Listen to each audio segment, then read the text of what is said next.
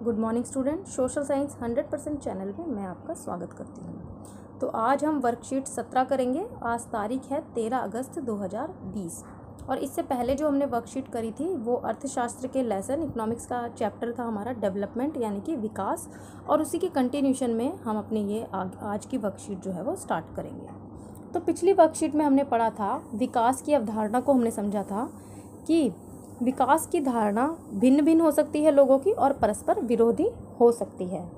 क्यों? क्योंकि लोगों के लक्ष्य, आकांक्षाएं, इच्छाएं भिन्न हैं, तो इसीलिए उनकी विकास संबंधी धारणाएं, आकांक्षाएं भी अलग अलग हो सकती हैं। इस वर्कशीट में हम राष्ट्रीय विकास की अवधारणा को समझेंगे। तो बेटा हमने पढ़ा था कि लोगों के लक्ष्य भिन्न भिन्न हैं, तो जब लोगों के पर्सनल अपने स्वयं के लक्ष्य भी भिन्न भिन्न हैं तो उनकी राष्ट्रीय विकास के बारे में भी धारणा अलग अलग हो सकती है। अगर आप अपने आसपास के लोगों से इस बात पर चर्चा करो कि भारत को विकास के लिए क्या क्या करना चाहिए, तो देखो सभी लोग अपनी अलग अलग राय देंगे। सभी इसमें अपने अपने विचार प्रस्तुत करेंगे कि भारत को आगे विकास के लिए क्या क्या कार्य करने चाहिए। उनमें से किसी भी एक के विषय पर आप खुद भी ज़रूरी नहीं है कि सहमत हो जाओ।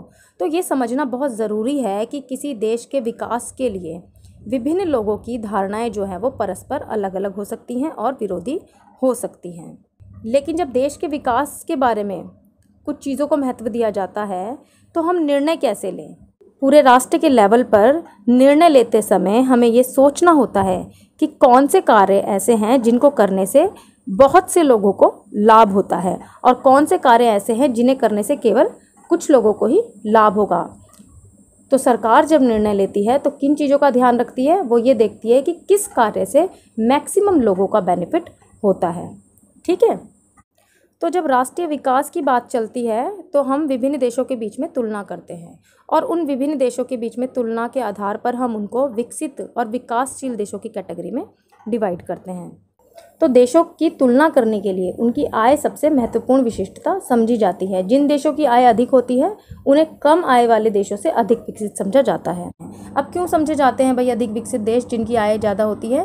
क्योंकि ऐसा माना जाता है कि मानवीय आवश्यकताओं की पूर्ति जो है उसके लिए पैसा बहुत ज़रूरी है, और यदि किसी देश के लोगों की आय अधिक है तो वो सभी मानवीय आवश्यकताओं की पूर्ति कर लेंगे, इसीलिए उन्हें अधिक विकसित समझा जाता है। लेकिन इस तुलना में कुल राष्ट्रीय आय इतना महत्वपूर्ण माप नहीं है। अब देखो देश की कुल राष्ट्रीय आय कैसे निकाली जाती है? किसी भी देश के जितने भी नागरिक होते हैं उन समस्त नागरिकों की, निवासियों की आय को जब जोड़ लिया जाता है तो इससे किसी भी देश की कुल आय ज्ञात हो जाती है। यानी कि एक देश में जितने भी लोग रहते हैं, जितनी भी टोटल पॉपुलेशन है, वो कितना पैसा कमाती है, यदि हम उनकी इनकम को जोड़ लेते हैं तो इससे क्या निकल जाता है?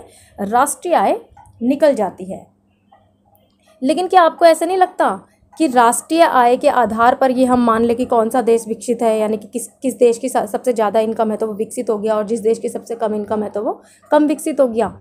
लेकिन ये उपयुक्त माप नहीं है। क्यों? क्योंकि देशों की तो जनसंख्या अलग अलग होती है। अब इस तरह से देखा जाए तो जिस देश में बहुत ज़्यादा जनसंख्या है उसके निवासियों की आय तो ज़्यादा हो जाएगी, और जिस देश के निवासियों की संख्या बहुत ही कम है तो उसकी आय जो है वो कम हो सकती है। तो ये उपयुक्त माप नहीं है और इससे देश के नागरिकों की प्रति व्यक्ति आय का पता नहीं चलता। तो हम क्या करते हैं? औसत आय की तुलना करते हैं। ठीक है, जिसे देश की कुल आय को जनसंख्या से भाग देकर निकाला जाता है। तो औसत आय को प्रति व्यक्ति आय भी कहा जाता है। प्रति व्यक्ति आय निकालने का मैं आपको तरीका बता देती हूँ। किसी भी देश की कुल आय को कुल जनसंख्या से भाग देकर निकाला जाता है। इसे औसत आय या प्रति व्यक्ति आय भी कहा जाता है, यानी कि पर कैपिटा इनकम या एवरेज इनकम कहा जाता है। एक बार दोबारा बता देती हूँ कैसे निकालते हैं।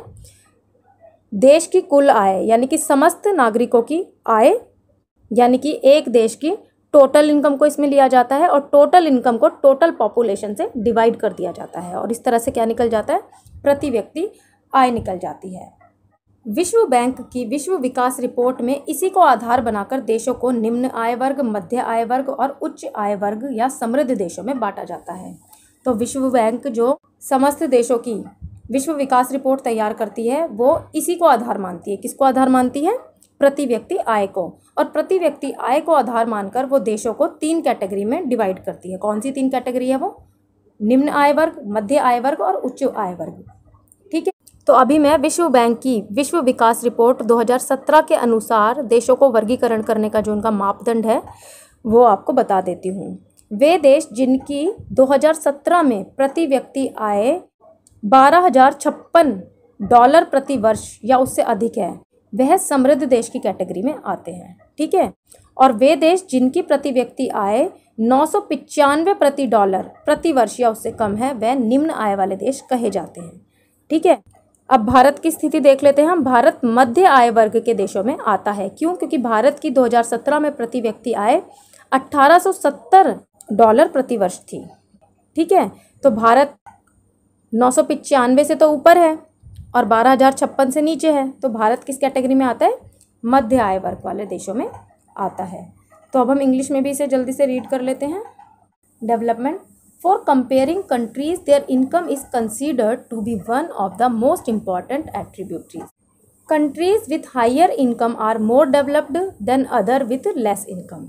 This is based on the understanding that more income means more of all things that human beings need. यह भी मैंने समझाया था कि मोर इनकम का क्राइटेरिया किस बेस पर समझा जाता है कि यदि किसी देश की इनकम ज़्यादा है तो वो जितनी भी मानवीय आवश्यकताएं हैं उनकी पूर्ति आसानी से कर सकते हैं।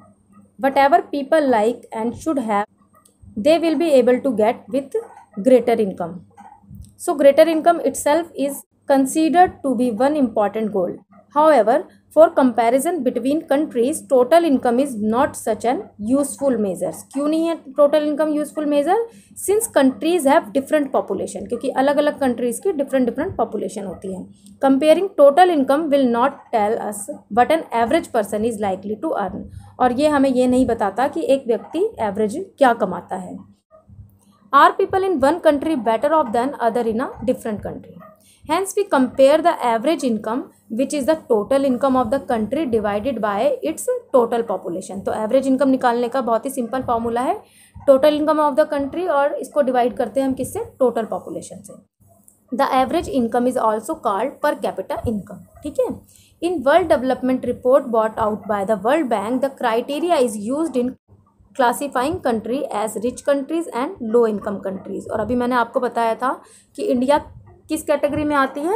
इंडिया मिडिल इनकम कंट्रीज में आती है, क्योंकि इंडिया की जो पर कैपिटा इनकम है वो कितनी है? $1,870 पर एनम। तो अब जल्दी से हम इसके क्वेश्चन आंसर डिस्कस कर लेते हैं। पहला प्रश्न है, देशों के बीच तुलना में कुल आय या राष्ट्रीय आय की तुलना को अधिक उपयुक्त क्यों नहीं माना जाता?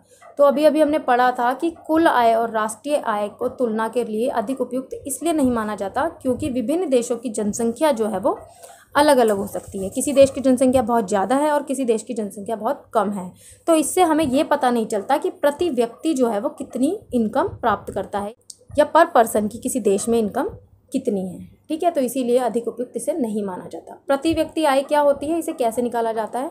तो अभी अभी मैंने आपको बताया है, देश की कुल आय को यानी कि टोटल इनकम को अगर हम डिवाइड कर देंगे, किससे डिवाइड करना होता है हमें? टोटल पॉपुलेशन से, यानी कि कुल जनसंख्या से अगर हम डिवाइड कर देते हैं तो क्या निकल आता है? पर कैपिटा इनकम निकाल दी जाती है। तो प्रति व्यक्ति आय किसी देश में रहने वाले नागरिकों की औसत आय को कहा जाता है। इसे कैसे निकालते हैं? देश की कुल आय को कुल जनसंख्या से भाग देकर प्रति व्यक्ति आय निकाली जाती है। तीसरा प्रश्न है, विश्व बैंक की रिपोर्ट में विकास की तुलना के लिए किसे आधार बनाया जाता है? भारत किस आय वर्ग में आने वाला देश है? तो अभी अभी मैंने आपको बताया है, विश्व बैंक की विकास रिपोर्ट में विभिन्न देशों के बीच तुलना का अधिकार जो है वो प्रति व्यक्ति आय को माना जाता है, और इस तरह से भारत किस में आता है? मध्य आय वर्ग वाले देशों में आता है। फिर अगला प्रश्न है, किसी देश में कुल आय का बड़ा हिस्सा कुछ ही लोगों के पास होता है तो औसत आय भी सही स्थिति नहीं दिखा पाता। सोचिए कैसे। अब ये बहुत ही अच्छा क्वेश्चन है। इन्होंने ये पूछा है कि कई बार क्या होता है, जब हम एवरेज इनकम निकालते हैं तो उसमें भी बहुत डिफरेंसेस आ जाते हैं इनकम के। कैसे? जरा मैं आपको एक एग्जांपल से समझाती हूँ। अब मान लो कि 5 लोग हैं, A B C D। ठीक है। अब मान लो A की इनकम 500 रुपये है, B की इनकम भी 500 है, C की इनकम भी 500 है, D की भी 500 है, और E की कितनी है? 40,000। यानी कि एक व्यक्ति की इनकम यहाँ पे सबसे ज़्यादा है 40,000। तो अगर हम इसका टोटल करेंगे, यानी कि देश के कुल नागरिकों का अगर हम इनकम का टोटल करेंगे, देश की आय निकालेंगे, तो ये हमारा टोटल आ जाएगा 42,000। ठीक है। अब 42,000 आ गई हमारी टोटल इनकम, और 42,000 को हम किससे भाग करेंगे, जनसंख्या। अब जनसंख्या यहाँ पे ना हमने एग्जाम्पल के लिए 5 लोग लिए हैं, 1 2 3 4 5, तो इसको हम 5 से डिवाइड कर देंगे तो कितना आएगा, हमारा एवरेज इनकम आएगी 8,400 रुपये।